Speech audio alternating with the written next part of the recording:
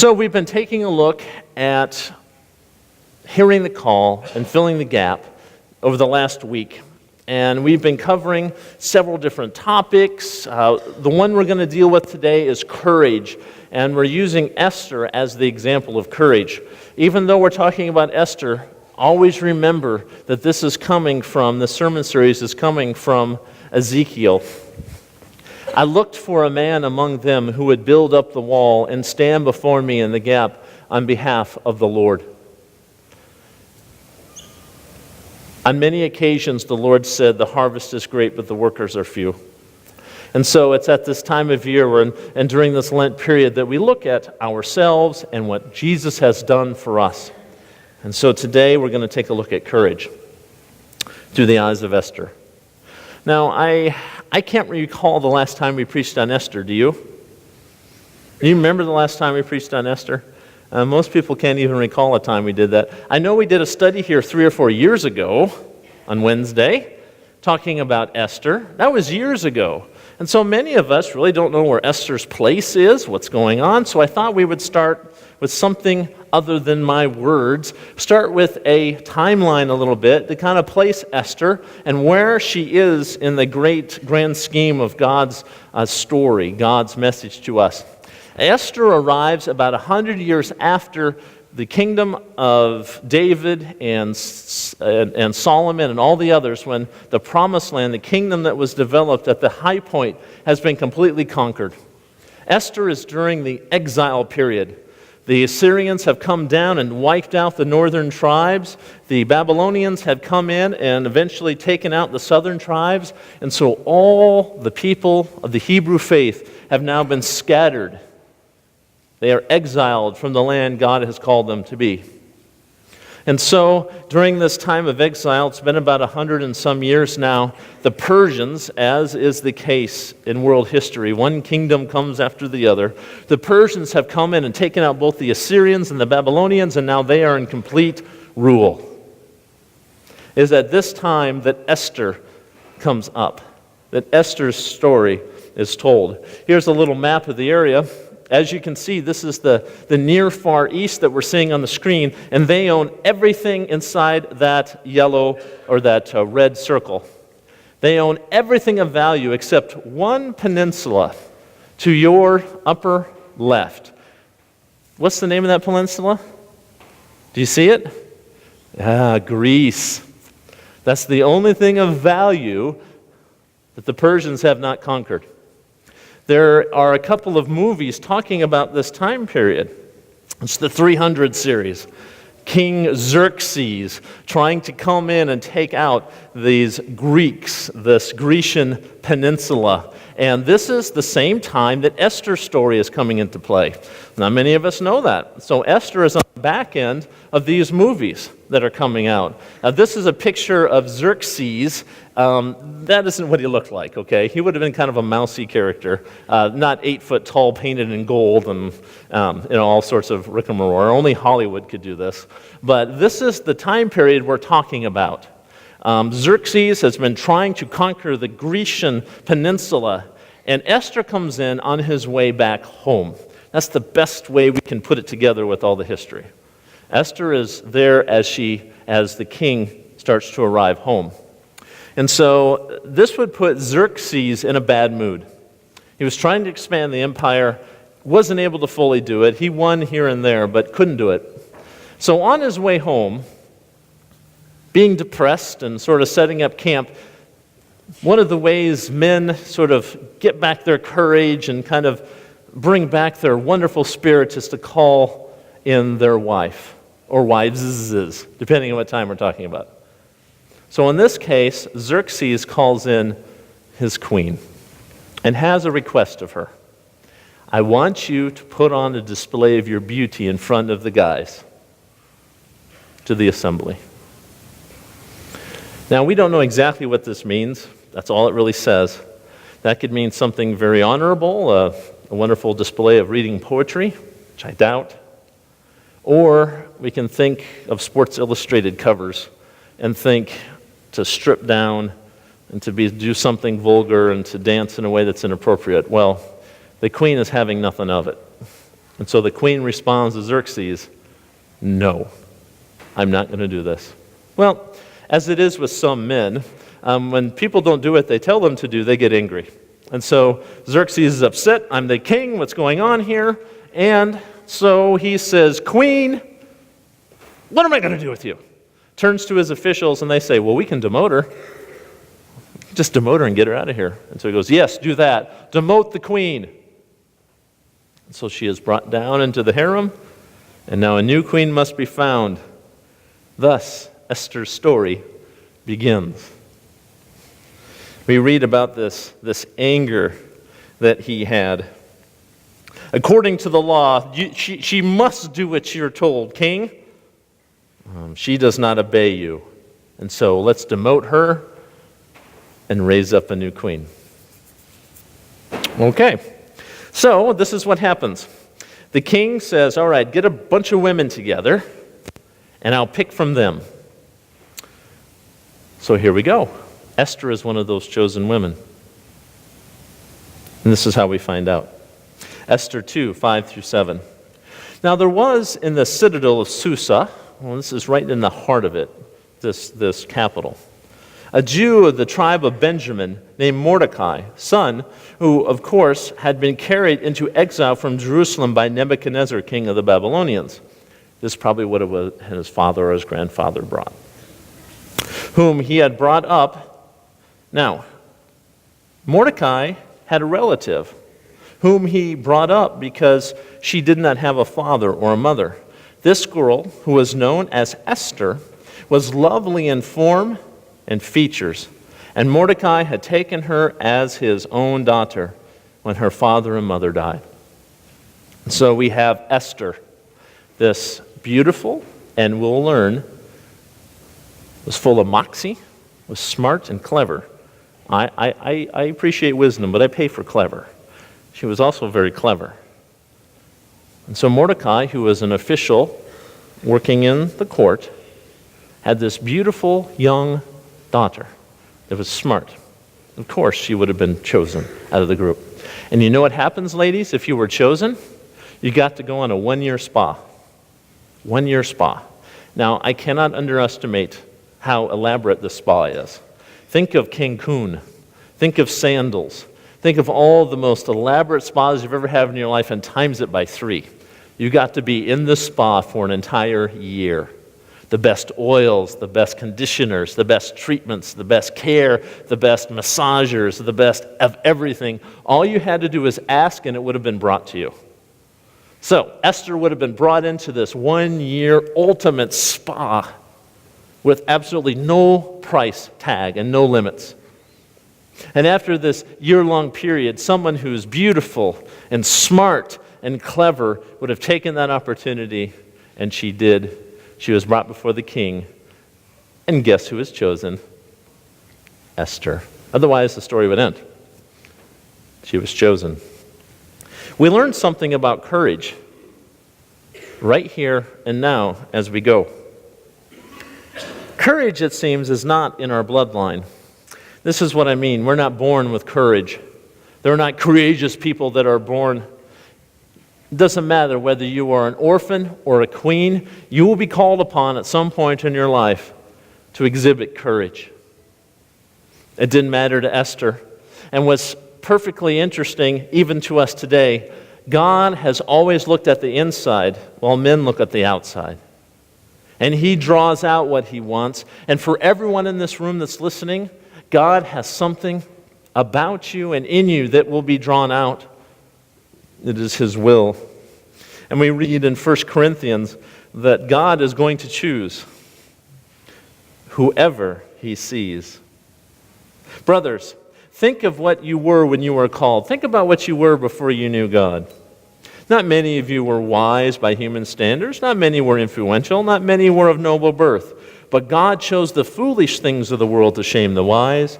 God chose the weak things of the world to shame the strong. He chose the lowly things like orphans of this world and the despised things and the things that are not to nullify the things that are. God chooses us and He draws us up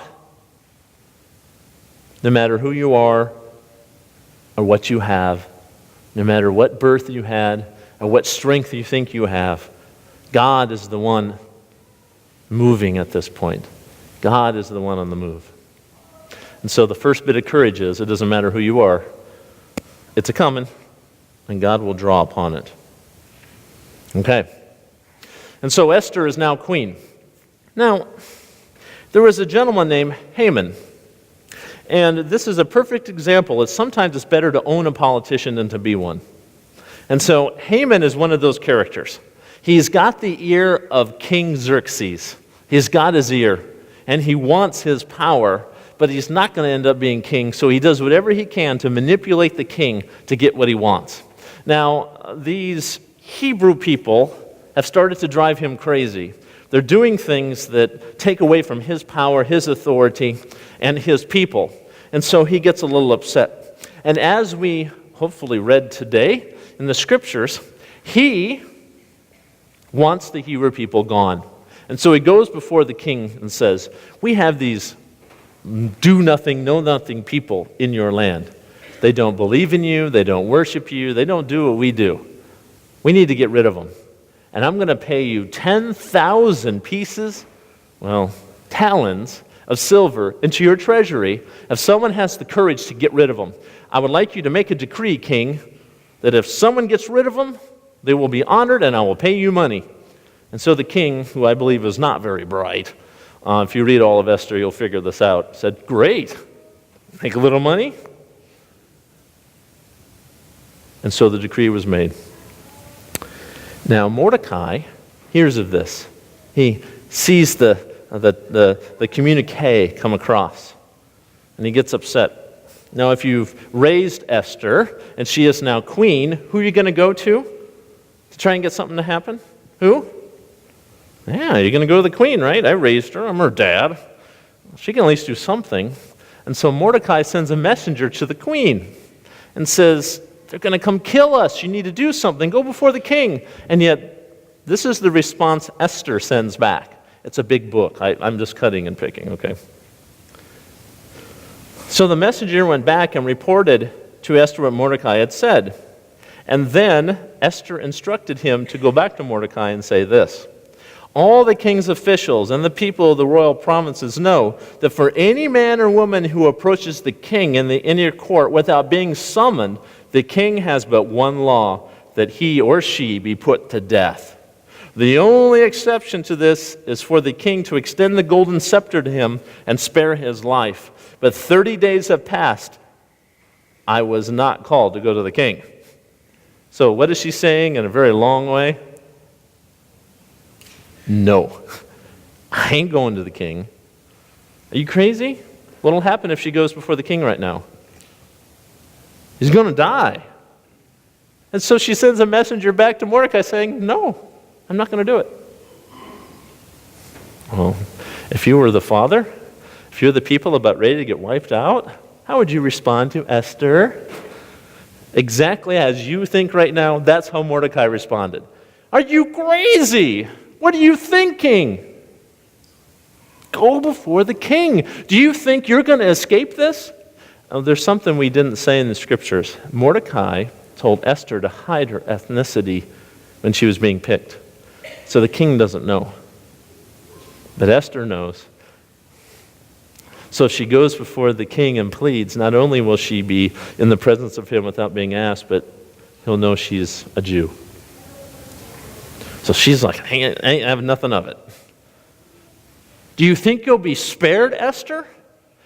He'll find out, and not only will you and your family be destroyed, but your father's fathers will be destroyed as well. Now you pick yourself up, you go back in there and talk to the king, and you plead and you beg. It's another thing we learn about courage.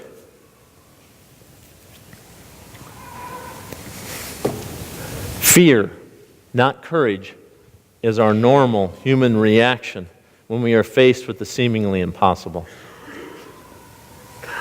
It's fear. You never quite lose that fear when you bungee jump. You never quite lose that fear when you jump out of planes. I got a parachute. but I'm afraid. When we face incredible odds, when we face the seemingly impossible, fear is present in us. That's what's in here, not courage. It's fear. Same thing happened to Esther. I ain't doing that. So where does courage come from?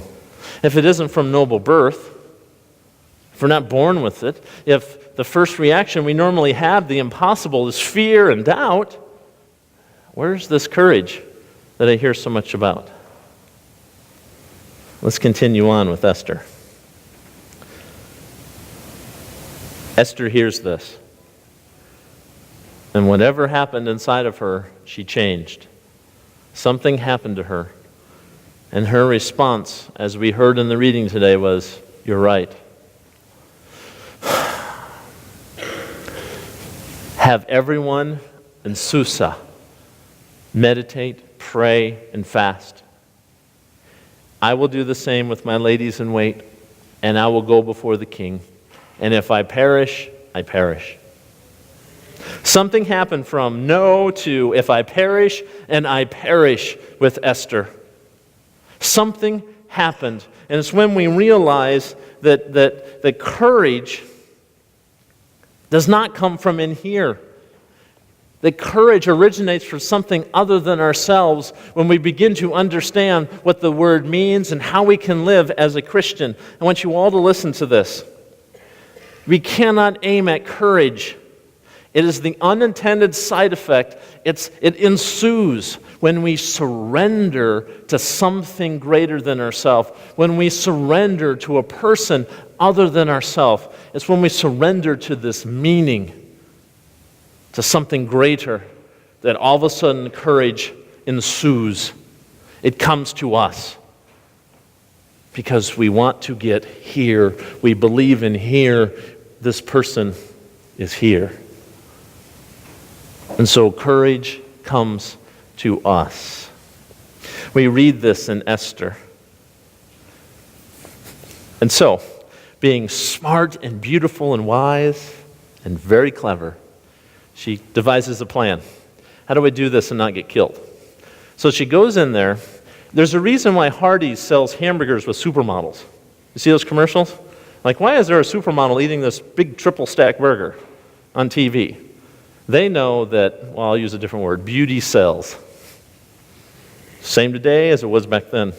And so Esther puts on her finest. She has the spa, puts on her finest, gets ready, dressed to the nines, and she decides to stand in a position just outside of the inner court where she can still be seen by the king. Her amazing beauty, at this case, was her asset. The king sees her, and what does he say? "Esther, come on in." Okay, first thing accomplished. Check. Goes before the king. King sees her magnificent beauty, but it's her wile, it's her quickness that will end up saving her people. Because this is how she says it. Again, I don't think things have changed very much. This is how she addresses the king. "If it pleases the king," she said, "and if it regards me with favor, and thinks it the right thing to do, and if it pleases you, and if you think it's okay, then do this." Wise and clever. I'm not going to go tell him what to do. I'll make him think it's what he should do. She uses her words wisely, draws him in. "Let an order be written, overruling the dispatches of Haman, devised and wrote to destroy the Jews in all the king's provinces. For how can I hear to see disaster fall on my people?" Oops, she let it go. This is my people. She's not holding back now. "How can I bear to see the destruction of my family?" If I perish, I perish, right? It's all there. And over an exchange that would take a day or two back and forth before the king responds to her. Now she's addressed as Queen Esther, been elevated here, and Mordecai in her presence. "Because Haman attacked the Jews, I have given as a state to Esther and they will hang him on the gallows. Not a pleasant thing for the Persians. Now write another decree in the king's name in behalf of the Jews as seems best to you, Esther. That is so awesome. That's complete surrender, is it not? Just write whatever you want, Esther. Whatever seems right, you just write it down. And this is what I'm going to do. And I will seal it with the king's signet ring, for no document written in the king's name and sealed with his ring can be revoked. And so she ends up saving her people. She just wrote, and that's another story. Esther's a big book. Go read it, will you? It's a wonderful thing. And so she saves her people with the courage that was given her. And that's exactly it. She surrendered to the cause and to her people. Mordecai reminded her of that. Do you not realize that God probably put you here for this very reason? Have courage. He is with you. He's calling you into this. And so we read in Galatians that Paul, in this complete surrender that we have as Christians, I have been crucified with Christ, and I'm no longer my own. I no longer live. That's complete surrender, man. That's it. But Christ lives in me. The life I live in the body, I live by faith in the Son of God, who loved me and gave himself for me. And because God has said this, and because we have surrendered, never will I leave you, never will I forsake you. So we say with confidence, the Lord is my helper. I will not be afraid. What can man do to me? Courage equals complete surrender. Complete surrender to something or someone greater than ourselves, and that's what we have. What is the person that we surrender to? Jesus Christ. And what is the message? What is the purpose? It is the gospel that he carries. It is when we surrender to the gospel of Jesus Christ, that courage will come upon you. It will ensue upon you, and his will be done. Because if he is for you, who can be against you? And so a bit of parting words. Do not fear, only believe. And surely I am with you always to the very end of the age. Peace I leave with you, my peace I give you. I do not give to you as the world gives. Do not let your hearts be troubled, and do not be afraid. Thank you. Let's pray.